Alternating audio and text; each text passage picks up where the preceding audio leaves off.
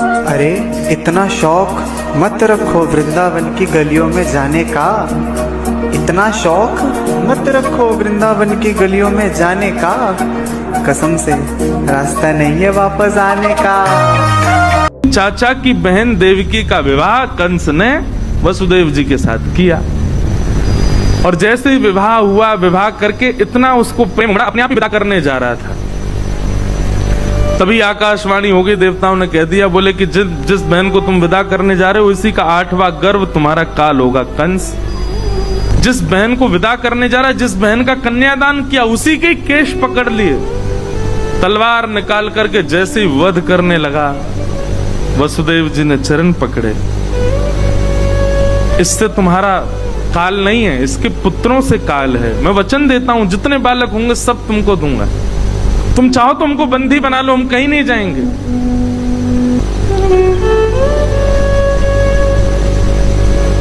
कंस ने कहा, मुझे आपकी बात पर भरोसा है, वचन दीजिए जितने बालक होंगे सब मुझे देंगे आप। जी निश्चित। अब कथा ऐसी आती कि प्रथम पुत्र जब हुआ तो लेकर के वसुदेव जी जैसे ही कंस के पास गए तो कंस के हृदय में करुणा आ गई। कंस बुला रहे, मेरा भांजा है, मेरी बहन का बेटा है और पहला बालक है, इसको आप रख लो। मेरा शत्रु तो 8वां बालक है, इससे मुझे भय नहीं है, इसको ले जाओ। तो जैसे ही वसुदेव जी ले जाने लगे, अच्छा देखो, देवता जरूरी ऐसा नहीं है सारे काम अच्छे ही अच्छे करते हैं, कभी कभी बिगाड़ते भी हैं कामों को।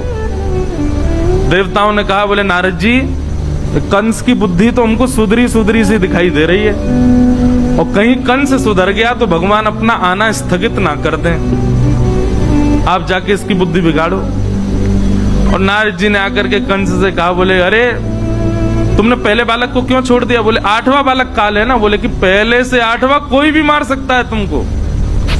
कंस की बुद्धि बिगड़ गई महाराज, 6 बालकों को कंस ने मार दिया और 7वें बालक के रूप में स्वयं श्री बलराम जी महाराज पधारे। आप शेषनाग के अवतार हैं। आपका आगमन जैसे हुआ, भगवान ने योग माया, जिन्हें हम देवी, भद्रकाली आदि आदि रूपों से नाम जानते हैं, इनको ही माया कहते हैं, योग माया। योग माया को भगवान ने आज्ञा की कि हमारे मां के गर्भ में जो 7वां बालक है ये शेषनाग हैं, इनको स्थान स्थिरित करो। और 7वां बालक जो है कुछ माह देवकी मैया के गर्भ में रहने के बाद रोहिणी मैया के गर्भ में स्थगित हो गया और कंस को यह समाचार मिला कि 7वां बालक तो गर्भ में ही नष्ट हो गया।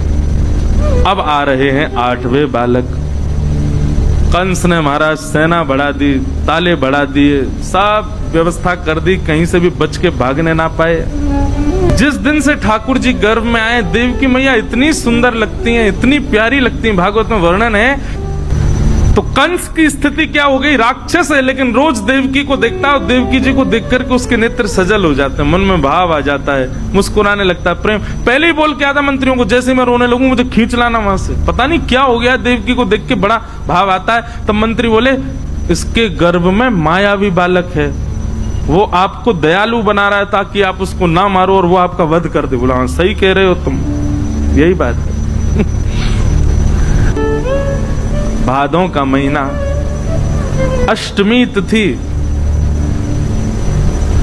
मंदम मंदम जलधरा, जलधारा मंद मंद गिर रही है और तभी चंदन की सुगंधी से पूरा विश्व महकने लगा।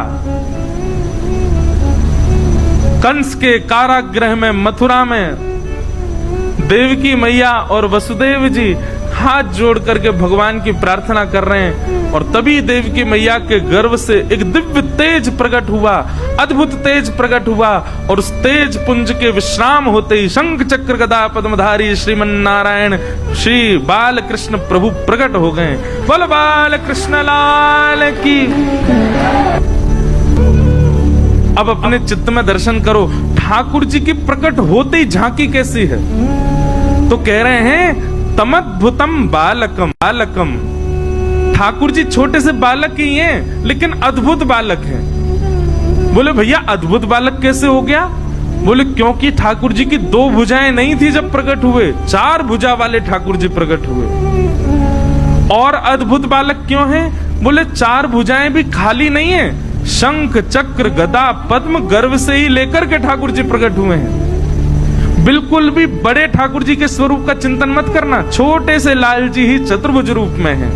शंख चक्र गदा पद्म हाथ में धारण किया है और पीतांबरम सांद्र पयोद सौभगम, ठाकुर जी पीतांबरी पहन करके, पीली धोती पहन करके प्रकट हुए, कपड़ा लत्ता पहन के आए लाल जी, पूरे तैयार श्रृंगार करके आए अपना।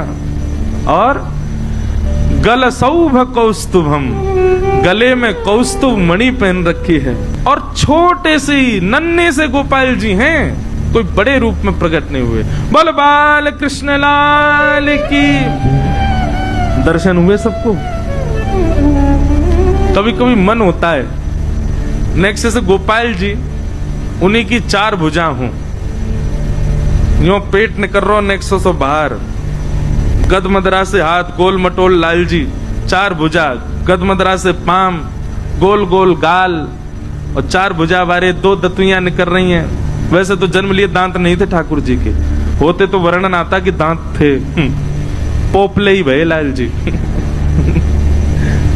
ठाकुर जी को प्रकट प्रादुर्भाव हुआ। छवि देख करके निहाल हो गए देवकी और वसुदेव। वसुदेव देवकी दोनों ने चरणों में प्रणाम किया। ठाकुर जी बोले मैया देख लो, आपने प्रार्थना की, हम आ गए। आपने पूर्व जन्म में प्रार्थना की, ब्रह्मा जी से प्रार्थना की, हम आ गए। देवकी मैया बोली हमने तो कहा था कि आप पुत्र बन के आओ, आप तो पिताजी बन के आए हो। शंख चक्र गदा पद्म में लेके कौन आता है? कपड़ा पहन के आए हो गर्भ से हैं, और कौस्तुभ मणि लटका के आए, मतलब यहां भी श्रृंगार करके प्रकट हुए। बोले मैया हम तो शंख चक्र गदा पद्म इसलिए लेके आए, एक मामा कंस जन्म लेते ही मार देता है, इसका वध कर देंगे। देवकी मैया बोली वध तो ठाकुर जी आप चाहो तो कंस का जन्म ही ना हो, वध तो बहुत दूर की बात है, ये सब आपकी लीला है। कृपा करके एक माँ को जो सुख होता है बालक को जन्म देने में, वो सुख मुझे प्रदान करो। माँ का सबसे बड़ा सुख क्या है? जन्म लेते ही बालक उसके हृदय से लगा दिया जाए और फिर माँ अवकाश पाते ही अपना पयोधर बालक को पिलाए। ठाकुर जी वही तो सुख है। मेरे 7 बालकों को कंस ने मार दिया, 6 बालक मार दिए, 7वें का जन्म ही नहीं हुआ। मैं यह सौभाग्य प्राप्ति नहीं कर पाई कि अपने बालकों को अपना पयोधर पान करा सकूं। कृपा करके आप परब्रह्म मेरे यहाँ पुत्र बन के आए हो, छोटे से बालक बन जाओ, मुझे अनुभव करा दीजिए ना कि हाँ सच में आप बालक बन के आए हैं, मेरा पयोधर पान कर रहे हैं। ठाकुर जी बोले मैया 2 भुजा अंतर ध्यान कर देंगे, लत्ता कपड़ा सब उतार देंगे, बालक बन जाएंगे, लेकिन फिर याद रहे लीला करने के लिए फिर हमको समय चाहिए। 11 वर्ष 56 दिन के लिए हमको ब्रज भेजना, लीला करके बढ़िया माखन मिश्री खा के गोप ग्वालों के संग आनंद करके फिर आएंगे। 11 वर्ष का प्रतीक्षा करनी पड़ेगी, तब आकर के हम महाराज कंस को वध करेंगे। मंजूर हो तो बताओ। तो मैया ने दूसरा भाव अपनाया, बोले क्षण भर का संयोग मिले, उसके बाद भले ही 11 वर्ष का वियोग मिले, कोई दिक्कत नहीं, आप गोद में आओ। ठाकुर जी ने अपनी 2 भुजा अंतर ध्यान कर ली, कौस्तुभ मणि अंतर ध्यान कर ली, और बताएं आज हरि देखे नंगम नंगा, सब वस्त्र उतार करके देखो खुद ही लेट गए और लेट करके दोनों भुजा और हाथ उठा के रोने लगे। बन गए बालक। देव की मैया ने अब जन्म लेकर के और अब तक का जो बीच का जितना भी भाव था, ठाकुर जी ने अपनी माया से सब अंतर ध्यान कर दिया। मैया को याद ही नहीं है। मैया को लगा अभी अभी बालक प्रकट हुआ है, तुरंत अपनी गोद में लेकर के अपने पयोधर का पान कराया। बहुत रुदन किया देव की मैया ने। ठाकुर जी ने पहले ही आज्ञा कर दी थी कि हमको ब्रज ले जाना। वसुदेव जी ने पूछा कैसे लेके जाना? बोले जैसे ही हम बालक बने, ये सूप है, इसमें हमको बिठा देना, लेकर के सीधे ब्रज चलना। तो वसुदेव जी बोले इतने सारे सैनिक, ताले लगे हैं, कैसे लेके जाऊंगा? ठाकुर जी बोले मेरी शरण ग्रहण कर लो, बंधन छोड़ने की जिम्मेवारी मेरी। वसुदेव जी ने जैसे ही ठाकुर जी को गोद में लिया, हाथ की हथकड़ियां खुल गईं, पैरों की बेड़ियां खुल गईं। ठाकुर जी को सूप में बैठा करके जैसे सिर पर धारण किया, चट चट चट सारे ताले खुल गए। सैनिक गहरी नींद में सोए हैं। भगवान बोले सारे बंधन खुल गए, लेके चलो हम। और वसुदेव जी धीमी चाल से ठाकुर जी को लेकर के चल रहे हैं महाराज। आहा। जैसे ही ठाकुर जी बाहर पधारे मथुरा के कारागृह से, आकाश में देवता खड़े होकर के भगवान का दर्शन करें और देवताओं ने स्तुति गाई। सत्यमृतम सत्य परम त्रिसत्यम सत्यश्च योनिम निहितम च सत्ये सत्यस्य सत्यामृत सत्य नेत्रम सत्यात्मकम त्वाम शरणम प्रपन्ना। महाराज भागवत में तो इतना सुंदर वर्णन है कि आज हिंसक जीव भी आपस में मित्र हो गए। शेर भी दौड़ रहा है ठाकुर जी के दर्शन करने के लिए, हिरन भी दौड़ रहा है। तभी हिरन ने आकर के एक लात मारी शेर में, पीछे हट मैं पहले करूंगा। शेर बोला मानता नहीं, तेरा मेरा ब्रेकफास्ट है तू। बोले आज भाई हमारे ठाकुर जी का जन्म हुआ है, आज दोनों भाव से दर्शन करेंगे। और दोनों मित्र बनकर दर्शन कर रहे हैं। सर्प मूसक एक साथ दर्शन कर रहे हैं। सर्प ने फन उठा दिया ऊपर की ओर, ऊपर चल रहे हैं ना ठाकुर जी, और उस फन के ऊपर मूषक खड़े होकर दर्शन कर रहा है। आज सबको ऐसा लग रहा है कि कोई हमारा शत्रु नहीं है। जिस दिन ठाकुर जी प्रकट हुए उस दिन ऐसी स्थिति हो गई, ऐसा स्वभाव हो गया। मंदम मंदम जलधारा गिर रही थी, तभी शेषनाग आए और पीछे से छतरी बना करके ठाकुर जी के पीछे चलने लगे। वसुदेव जी को इन सब भावों का अनुभव नहीं, वो तो ऐसे भाव साम्राज्य में चले, उनको पता ही नहीं चल रहा क्या हो रहा है। गोकुल जाने के लिए देखा बीच में यमुना जी। आज यमुना जी में समुद्र की तरह उफान भर रही हैं। सारी नदियां हैं आज वृंदावन में। जैसे ही जाने लगे वसुदेव जी, यमुना जी ने विचार किया हमारे पतिदेव आए हैं, पैर तो छू लें। यमुना जी जैसे ही ऊपर आने लगी, ठाकुर जी बोले अरे देखना आ रही है ससुर जी चल लेंगे, उठी उठी आ रही है ऊपर को। अरे वसुदेव जी नेक तो लज्जा कर ले। बोले आप चरण दे दो। ठाकुर जी ने पलना वो सूप में से अपना चरण बाहर निकाला। यमुना जी ने एक हिलोर भर करके चरण स्पर्श किया और मार्ग प्रदान कर दिया। वसुदेव जी चलते जा रहे,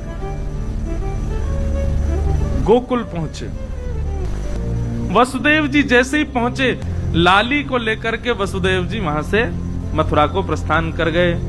मथुरा जाकर के जैसे ही पहुंचे, बालिका ने रोना प्रारंभ किया। कंस की निद्रा खुल गई। आकर के उसने बालिका को जैसे ही पटका, अष्टभुजी देवी भद्रकाली प्रकट हो गई। विंध्यवासिनी मैया विंध्याचल में विराजमान है, भगवान की बहन है वो। उन्होंने कंस को बताया कि भाई तुम्हारे शत्रु ने तो ब्रजमंडल में जन्म ले लिया है। उन्होंने कंस को बताया कि भाई तुम्हारे शत्रु ने तो ब्रजमंडल में जन्म ले लिया है। अब यहां कंस को करने दो, आप जो कर रहा है, हम चल रहे हैं गोकुल। 80 बरस के है गए नंद बाबा। कितने बरस के? अभी तक लाला नाय भयो।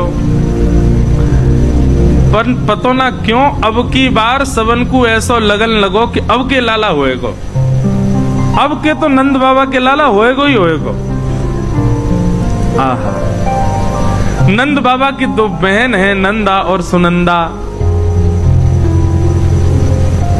दोनों 6 महीना थी डेरा डाल के पड़ी हैं वहीं पे। जब तो पता चलिए भाभी हमारी गर्भ से हैं, तब से वहीं पड़ी हैं। क्यों? अब के लाला होएगो तो भैया नवलखा हार प्रदान करेंगे। सेवा कर रही हैं खूब नंदरानी यशोदा की।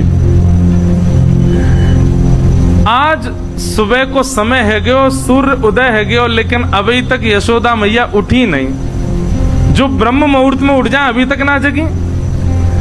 नंदा सुनंदा दोनों ने प्रवेश कियो, और जैसे ही भीतर प्रवेश करके देखो तो महाराज यशोदा मैया के बगल में नेक 100 लाला, मुख तक चदरिया ओढ़े और कुल बुलाए रहे हो है। क्या कर रहे हो है? कुल बुलाए रहे हो। कुल बुलाए नो मतलब अपने हाथ पांव चला रहे हो है, और मुख से ऐसी आवाज, छोटे छोटे बालकों की आवाज आती ना, ऐसी थोड़ी थोड़ी आवाज कर रहे हैं। ठाकुर जी बेचैन हो रहे हैं। और लाल जी हैं कैसे? बोले ऐसे लग रहे हैं मानो जैसे कोई नीली मणि रखी हो। ठाकुर जी का बहुत दिनों तक, जब नामकरण संस्कार नहीं हुआ तब तक यशोदा मैया नीलमणि कह करके पुकारती, नीलमणि। नंदा सुनंदा ने जाकर के जैसे देखे, और भैया हमारी भाभी के तो बालक बालक भयो है। नंदा सुनंदा बोली, एरी ने देखियो लालाए की लाली। सुनंदा बोली, अब जो भी हो संतान होनी चाहिए। बोले ना ना, एक लाला हो फिर भली 7 लाली हो, एक लाला तो हो। बोली क्यों, लाला की तो इतनी इच्छा काई को है? नंदा सुनंदा क्या कह रही हैं? बोले भैया लाला यहाँ हमारे चाहिए, हम दोनों में भूआ। लाली होवेगी तो हम ज्यादा अपना अधिकार ना जमा सके, लाली तो सुकोमला होवे। कल को हम तो भुआ हैं, भुआ आमेंगी, लाली ते कछु कहू ना सके। लाली तो बड़ी प्यारी हो, मैं गोद में ही रखनी पड़े, स्नेह देनो पड़े। लाला होएगो तो दारी के मजा चकाए करेंगी, आके कह करेंगे अरे लाला चल हमारे पाम दब्बा मेंगी, वहां के कान मरोड़े करेंगी, अपने काज सामग्री मंगवाए करेंगी, अपनी जय जयकार करवाए करेंगी, भगवान को प्यारो बनेगो। लाला हैवे ते हमें बड़े फायदे हैं, हमारो एक सेवक है जाएगो या घर में, एक लाला तो होना चाहिए। और नंदा सुनंदा ने 21 बार हरिशरणम को जाप कियो, हरिशरणम हरिशरणम हरिशरणम, एक लाला है जाए बस, एक ये तो लाला ही हो। चदरिया पकड़ के खड़ी हैं और जैसे 21 बार हरिशरणम को जाप करके चद्दर उघारी है, महाराज दोनों चिल्लाने लगी, है गया है गया है गया है गया है गया है गया है गया। तभी एक दूसरे को मुख बंद को, चुप अभी हल्ला मत करे, सबसे पहले ये खबर जाके नंद बाबा को सुनाएंगी। बोले नंद बाबा कहाँ हैं? बोले गौशाला में बैठे हैं, जाप कर रहे हैं। अभी तो भयो ना है, अभी तो भयो ना है, अभी तो भयो ना है, अभी तो भयो, जन कब होएगो, पूरी माला करते हैं, अभी तो भयो ना, सुमेरु पे कहें जाने कब होएगो।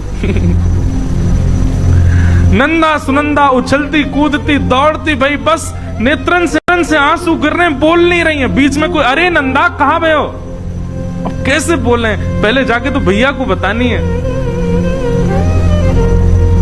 गौशाला में बैठे हुए श्री नंद बाबा बेचारे जप कर रहे हैं। नंदा सुनंदा ने दोनों ने हाथ पकड़े और घेर में लेकर के दोनों घूमन लगी। बाबा है गयो है गयो है गयो है गयो है गयो है गयो। नंद बाबा बोले कहाँ भयो? बोले पहले जे बताओ हमको कहाँ मिलेगो।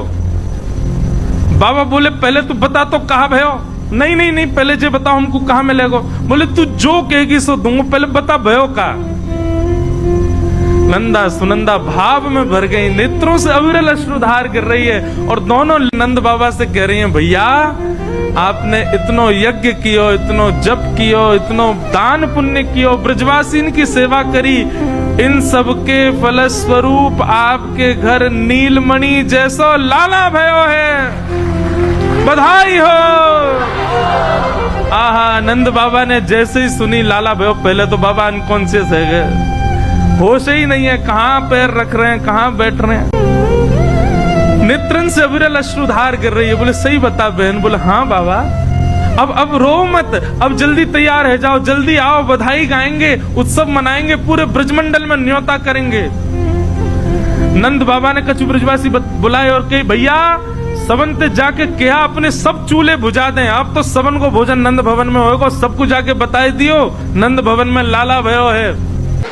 जैसे ही सुनी महाराज लाला भयो है, ब्रजवासियों के नेत्र आंसुओं से भर गए, मुख प्रसन्नता में भर गए, तन उछलने लगा, सब आनंद में भर गए। और बाबा ने छलांग मारी यमुना जी में, स्नान करके पीली बगलबंदी पहनी, पीली धोती पहनी, लाल पटका डारो, सिर पर पाग पहनी, पीरो पीरो चंदन लगा करके, लाइयो रे छोरा दर्पण कैसा लग रहा हूं। बोले बाबा दुल्हा से लग रहे हो बिल्कुल। आहा, नंद बाबा की चाल ही अद्भुत है गई, पूरे ब्रजमंडल में आनंद है रो है। जाकू भी पता चले, भागवत जी में वर्णन है, जिसको भी पता चलता है कि नंद भवन में लाला हुआ है, उसके हृदय में उतना ही सुख है जितना सुख श्री नंद बाबा जी को। एक 80 बरस की 90 बरस की अम्मा ने करके आई, एक दांत नहीं उसके। मैया ने देखी बाहर बड़ी हलचल मच रही है, भैया हैं ये मक्खन लुटाए जा रहे हैं, दही उड़ाई जा रही है। अरे बालकों जी कहा भयो है। जैसे ही मैया ने की कहा भयो, एक ब्रजवासी पहले थी गोला बना के बैठो, और जैसे ही मैया ने की कहा भयो वाले तक के मारो, और दांत तो है नहीं, और बिना दांत वाले इनको मुंह कैसे रहे, पोले से रहे। और जैसे ही के मुंह पे पड़ो महाराज, गप ते पूरा मक्खन भीतर चलोगो। अरे लाला अब तो बता कहाँ भयो। अरे मैया तेरो मुंह चीकनो हैगो, मीठ हैगो, वो ना पता चली कहाँ भयो। अरे नंद भवन में लाला भयो है। 90 वर्ष की मैया बोली, ए विधाता, ऐसे बालक तो हमारे नंद बाबा के रोज ही होयो करें। पूरे ब्रजमंडल में आनंद मन रहे हो। सबरे फेंटा बांध बांध करके पहुंच गए नंद भवन के द्वार पे। सब ब्रजवासी गा रहे हैं, हो ब्रज में है रहे जय जयकार नंद घर लाला जायो है। ब्रज में है रही जय जयकार नंद घर लाला जायो। हाँ ब्रज में है रही जय जयकार नंद घर लाला जायो